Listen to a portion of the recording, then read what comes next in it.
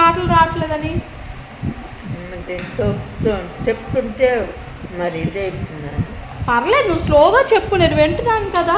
ఫాస్ట్గా చెప్పాలని ఏం లేదు. నీకేం కావాలన్నా నన్ను అడుగు, అందా నేను కొంటాను. ఎంత బాగా మాట్లాడుతున్నావు ఇప్పుడు. ఎవరు చెప్పారు మాటలు రావట్లేదని?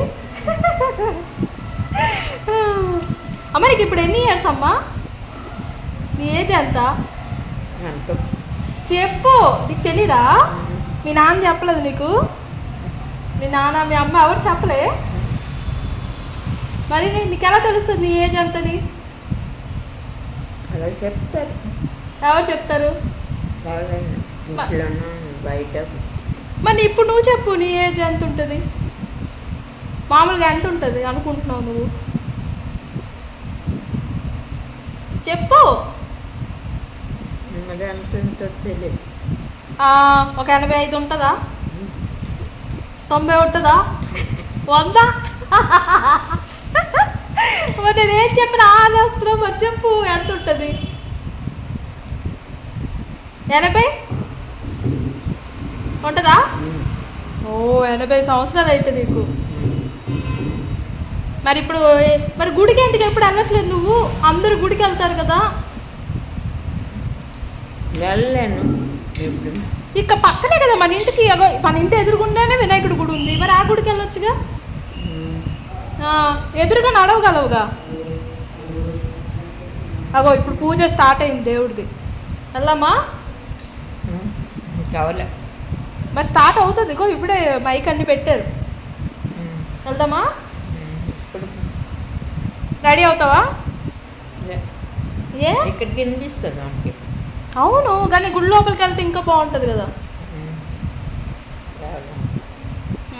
ఇప్పుడు అమ్మ ఏం చేస్తుంది టిఫిన్? ఏంటోనా? నీకేం తెలీదబ్బా. ఇంట్లో ఉంటావు కదా, ఎవరు ఏం చేస్తుంటారో తెలీదే అంటావు. అమ్మ ఇడ్లీ చేస్తుందో మరి కొబ్బరికాయ కొడుతుంది కదా చట్నీ చేయడానికి. ఇడ్లీ తింటావా? నువ్వు అన్నిటికూ అంటావు, ఎందుకు మాట్లాడవే? అందుకే నువ్వు మాటలు రావంటున్నావు. నువ్వు మాట్లాడితే నీకు వస్తాయి. చెప్పు, ఇడ్లీ తింటావా? ఎన్ని తింటావు? 1, 2, 3? అట్లా ఇట్లే తినేస్తావా నువ్వు?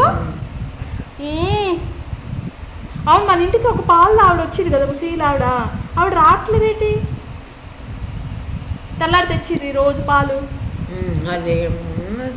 ఏది రావట్లేదే? రాదు. ఏ ఏముంది, దెబ్బలాడుకోండి. అమ్మ వద్దనిస్తుందా పాలు? మరి నువ్వు అడగలేదే? అది మాట్లాడ. ఆవిడైతే నీతో బాగా మాట్లాడుతుంది కదా. బాగున్నావమ్మా అని అడుగుతుందిగా. బరంపురం వెళ్తున్నావు కదా, మన ఇంటికి వెళ్తున్నావు. అక్కడ ఇల్లు ఇప్పుడు ఎలాగ ఉంది? అక్కడ అలాగే ఉన్నాయి. అలా ఉన్నారు.